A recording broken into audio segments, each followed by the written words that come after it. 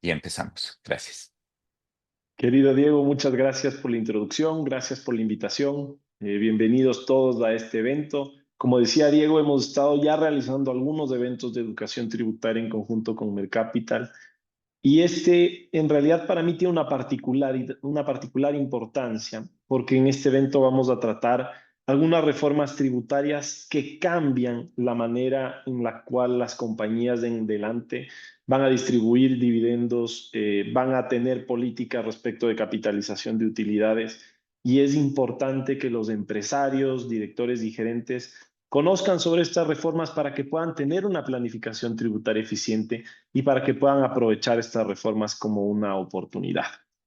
Con eso, pues vamos al tema. La Ley Orgánica de Transparencia Social trae consigo dos nuevos impuestos, uno sobre distribución de dividendos, otro sobre la distribución de utilidades, y vamos a estar hablando de ellos el día de hoy. Además, vamos a estar hablando de otras reformas tributarias menores de 2025 para dar un panorama general de lo que se viene. Y finalmente voy a comentarles algunas de mis perspectivas para este último trimestre del año y una conclusión sobre lo que yo creo que es el mensaje de una planificación tributaria ordenada para empresarios. Vamos adelante con el primer impuesto, que es una reforma al régimen de distribución de dividendos. En primer lugar, tenemos que saber qué está sujeto al impuesto.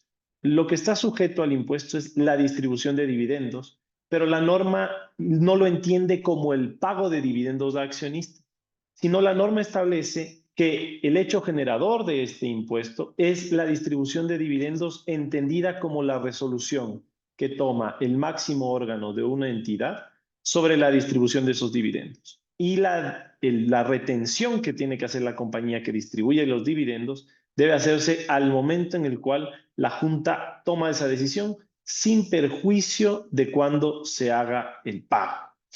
Y hay un escenario, o hay tres escenarios de tarifas que se aplican dependiendo realmente de cuál es la residencia fiscal de una persona natural o jurídica y de cuál es la condición, si es que esta persona es natural o jurídica. Tenemos la tarifa general, que es una tarifa del 12% sobre la distribución de dividendos, una tarifa del 10%, que es cuando la distribución se realiza a sociedades y personas naturales no residentes en el Ecuador. Y finalmente, tenemos una tarifa del 14% cuando en la cadena de propiedad existe un residente en un paraíso fiscal y el beneficiario efectivo de ese residente o de esa sociedad residente en un paraíso fiscal es residente en el Ecuador. Y finalmente, cuando la sociedad no informa sobre su composición societaria. Es importante tomar en cuenta algo que en el previo régimen de distribución de dividendos también existía, y es que no están grabados los ingresos provenientes de dividendos que se distribuyan a favor de una sociedad residente o establecimiento permanente en Ecuador. Es decir, están exentos de este impuesto. Ahora bien, algo que es sumamente importante y que de seguro abarcará a varios de los que están aquí en este evento, y es cuál es el tratamiento de estos dividendos para personas naturales residentes en el Ecuador. Es importante tomar en cuenta que una vez que la sociedad distribuye dividendos al accionista y que paga el impuesto único sobre esa distribución de dividendos, ese dividendo ya no ingresa en la renta global de la persona. Voy a dar un ejemplo práctico. Si yo, José María Espinosa, tengo varios ingresos de distintas fuentes, el uno de una compañía de la cual recibo dividendos, el otro de una compañía B de la cual recibo dividendos y el otro respecto de servicios profesionales que yo presto contra emisión de facturas. Los dividendos que yo recibo que pagan este impuesto ya no entran en mi renta global a efectos del cálculo de mi impuesto a la renta con la tarifa progresiva, con la tabla de tarifas progresivas, no así como entraría la prestación de servicios profesionales que yo realizo. Esto varía del régimen anterior porque previamente los dividendos sufrían una retención de un total del 10% sobre el monto de dividendo distribuido, pero ese dividendo ingresaba en mi renta global, iba a ser grabado con una tarifa de impuesto a la renta progresiva que, como sabemos, puede llegar hasta el 37%. Entonces, este método de gravar el dividendo puede ser utilizado en una planificación fiscal a beneficio de la persona natural, considerando que una tarifa del 12% está muy por debajo de una tarifa máxima del 37% como establece la tabla progresiva. Sin embargo, es importante saber que si los dividendos se perciben del exterior, es decir, provenientes de una fuente externa, estos sí se suman a la renta global, no así a los dividendos que se reciben por parte de una sociedad ecuatoriana. Entonces, digamos que yo soy accionista, además, de compañía A y compañía B en Ecuador, soy accionista de una compañía C que es residente fiscal en Colombia. Y esa compañía C distribuye dividendos, los cuales son sujetos de impuesto a la renta. Sobre esos dividendos, yo no pago el impuesto único a la distribución de dividendos, pero esos se encuentran dentro de mi renta global, es decir, se toman en cuenta como un ingreso sujeto a la tabla progresiva, al igual que la prestación de servicios profesionales en el ejemplo que le estaba dando. Además, es importante tomar en cuenta que hay un monto de 3 salarios básicos unificados, que equivale a $1,410 para este ejercicio fiscal, que se considera exento del impuesto respecto de cada sociedad que distribuya los dividendos. En el caso práctico, sociedad A distribuye dividendos sobre $1,410, no pago el impuesto, lo mismo para sociedad B.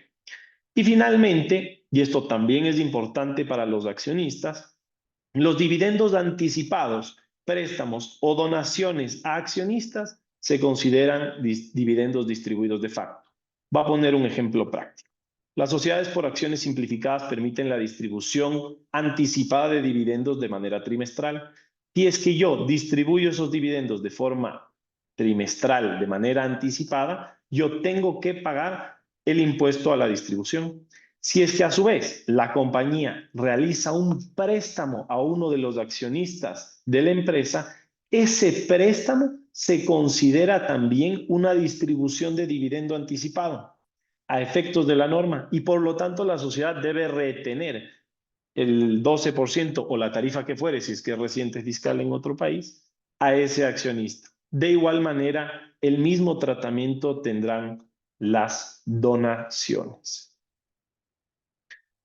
Pasando del impuesto a la distribución de dividendos, vamos a este nuevo impuesto que realmente es algo novedoso en el Ecuador, que es un impuesto sobre las utilidades acumuladas no distribuidas. ¿Qué es lo que se grava como tal? Lo que se grava como tal es esta cuenta patrimonial contable de utilidades acumuladas que no hayan sido distribuidas, acumuladas de años anteriores, que no hayan sido distribuidas hasta el 31 de julio de cada ejercicio fiscal. Y tenemos una tabla progresiva para gravar estas utilidades acumuladas. Están exentas de 0 a $100,000, de $100,000 a $1,000,000, una tarifa del 0.75%, y así progresivamente hasta llegar a los $500 millones con un gravamen del 2.5%.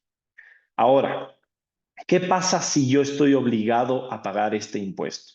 Bueno, pues hay 3 escenarios en los cuales yo puedo obtener crédito tributario y además incluso puedo llegar a obtener una devolución de pago en exceso. Y hay un tercer escenario en el cual yo debo registrar este gasto como no deducible.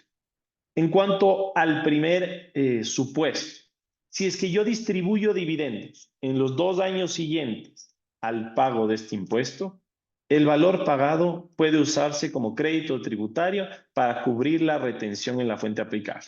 ¿Eso qué quiere decir? Que si es que yo tengo que pagar este año por utilidades acumuladas no distribuidas, un ejemplo, $100,000, el rato que yo distribuyo dividendos a mis accionistas en los siguientes 2 años y que el impuesto a pagar para esos accionistas sea, voy a dar un ejemplo, unos $150,000, pues esos $100,000 que yo ya pagué, puedo utilizarlos como crédito tributario para cubrir esa retención en la fuente aplicable.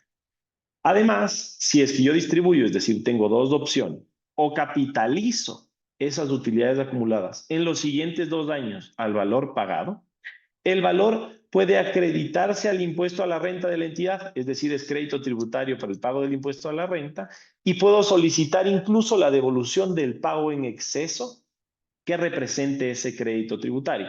Si yo tenía que pagar de impuesto a la renta $50,000 y pagué un impuesto sobre utilidades acumuladas de $100,000, entonces pues tengo derecho a una devolución de $50,000, que es del monto pagado en exceso. Siempre y cuando yo pague el impuesto y capitalice o distribuya, yo puedo utilizarlo como crédito tributario a efectos ya sea de las retenciones o en el caso de la capitalización, a efectos del pago del impuesto a la renta.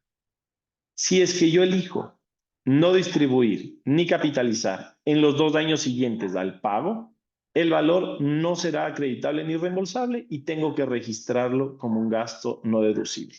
Es decir, abre las puertas a una política empresarial nueva que permita estructurar cómo yo voy a planificar no solamente este ejercicio fiscal, sino los 3 ejercicios fiscales posteriores, con políticas claras de distribución de dividendos, de capitalización de utilidades y con una noción de qué como empresario quiero hacer yo con mi empresa en el futuro.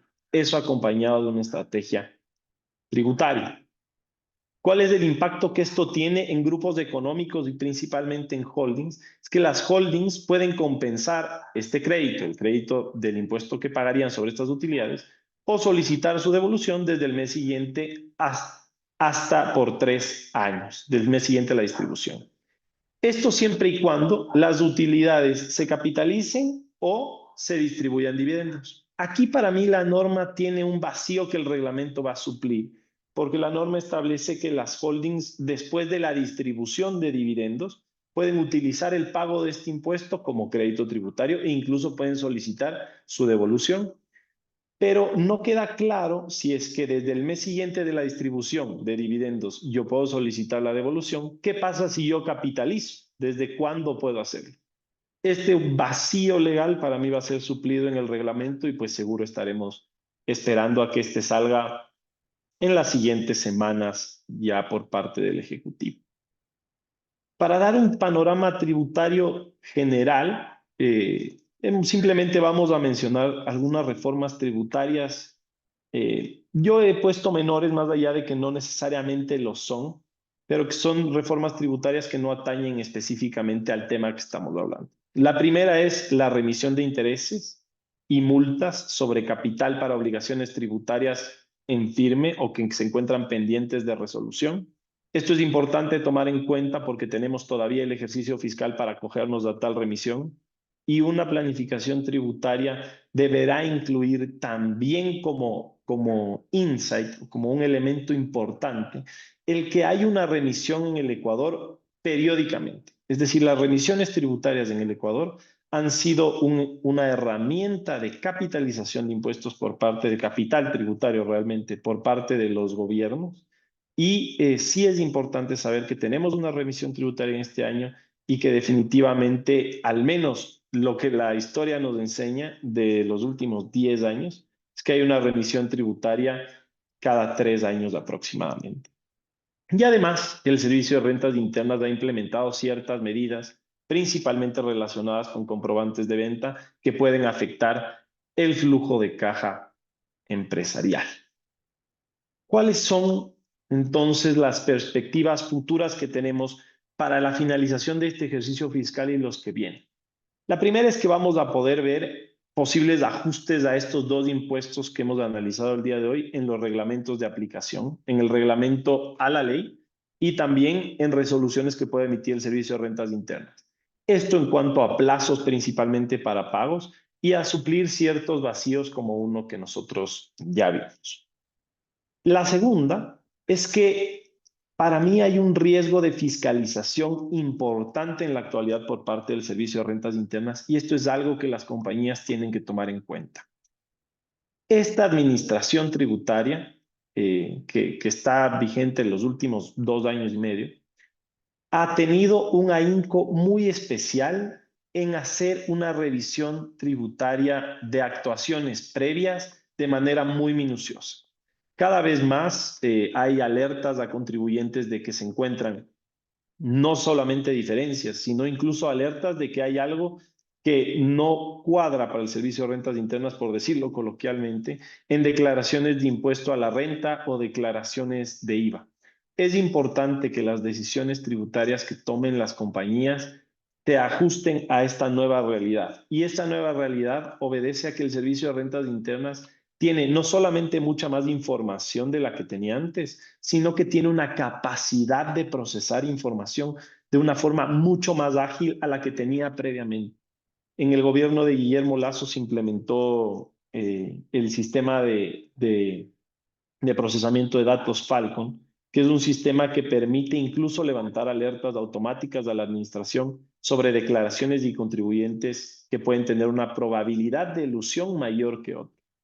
Es decir, el servicio de rentas internas se está convirtiendo en un experto en procesar datos, en notificar posibles diferencias a contribuyentes y en alertar inconsistencias a contribuyentes, que muchas veces incluso se generan, puede ser por errores en registros contables o por errores tributarios, pero definitivamente hay un riesgo de fiscalización, un riesgo tributario de fiscalización, y por lo tanto, las compañías deben ser muy precisas en cómo manejan sus asuntos tanto tributarios como contables.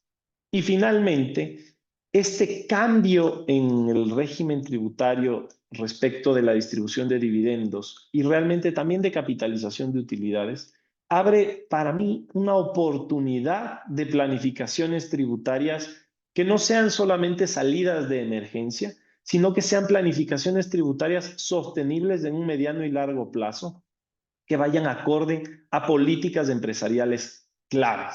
Si es que yo tengo como política empresarial capitalizar, pues ok, puedo capitalizar y si es que pago este año sobre utilidades acumuladas no distribuidas, puedo aprovechar ese pago para el pago del impuesto a la renta del año siguiente o subsiguiente. Es decir, todo este tipo de elementos y de decisiones van a ir acompañadas de una reforma tributaria que puede ser una oportunidad.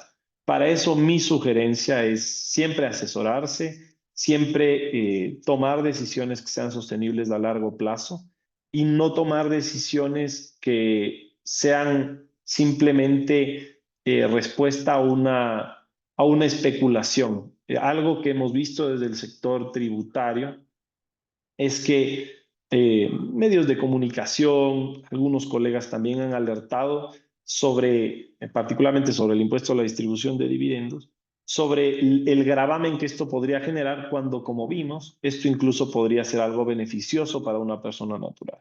Todo va acorde a una planificación tributaria, como repetía, eficiente y sostenible al mediano y largo plazo. Como próximos pasos, Diego, te cedo la palabra. Vamos a abrir un espacio para sus preguntas o dudas de todos los asistentes, revisar casos particulares en el caso de que alguien lo tenga y pues muchas gracias a todos por su tiempo. Gracias, mi querido José María. Tenemos 303 asistentes. Las personas que llegaron un poco tarde, vamos a compartirles el material que gentilmente nos envió José María y el video para que lo revisen. Desde el día de ayer, varias personas, sobre todo de grupos o personas conocidas o amigas, nos enviaron algunas consultas. Si quieres, José María, te voy leyendo, vamos repasando esas. Y las personas que tengan preguntas, que hace un momento vi, había más de 10 preguntas, pueden poner en la sección de preguntas y respuestas. Es un evento para empresarios. Pueden poner el momento que hagan su pregunta, la pueden marcar como anónima, con lo cual la pregunta la leeré obviamente sin hacer referencia a la persona. Em, José María, una primera pregunta. En estos días empezamos a ver un poco más de actividad en el SRI con respecto a la emisión de notas de crédito que estaban un poco detenidas. Cuéntanos un poquito qué has escuchado de lo que hemos conversado. Muchas gracias por la pregunta, Diego. Esto es algo muy pertinente para el sector de la construcción. Como muchos de ustedes saben, desde el año pasado la construcción de proyectos inmobiliarios otorga un derecho a devolución de impuesto a valor agregado hasta el 6.5% del costo referencial en la construcción del proyecto. Y si bien el Servicio de Rentas Internas estaba aceptando varias solicitudes de devolución de IVA, no había todavía una emisión de notas de crédito que sustenten esas resoluciones favorables.